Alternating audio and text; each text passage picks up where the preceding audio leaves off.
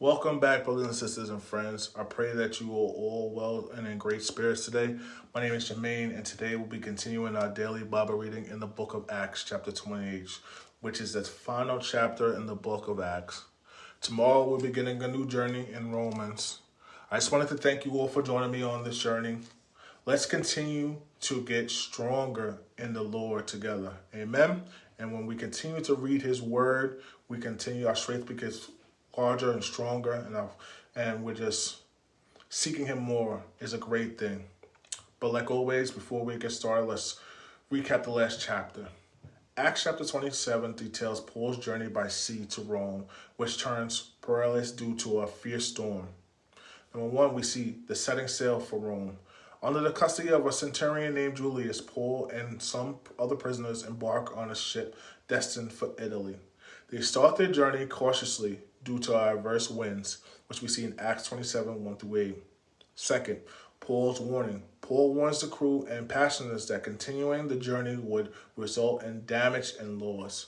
But the centurions trust the ship's pilots and owners over Paul's advice, which we see in Acts chapter 27, verses 9 to 11.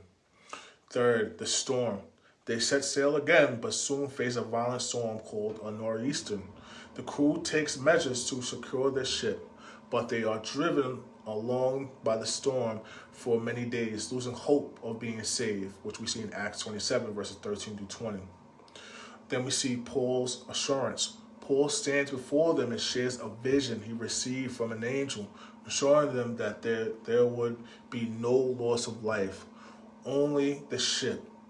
He reassures them with his confidence in God's promise, which we see in Acts chapter 27, verses 21 through 26.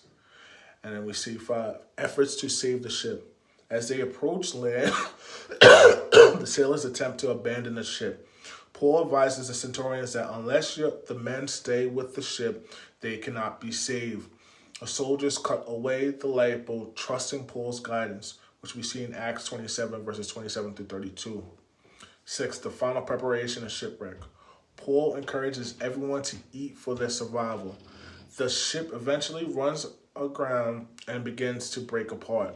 Soldiers consider killing the prisoners to prevent escape, but the centurions wanting to spare Paul stops them.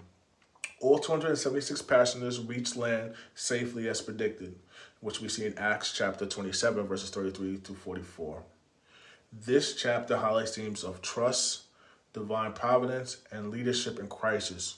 Paul's faith assures that in God's promise provides strength and amidst hope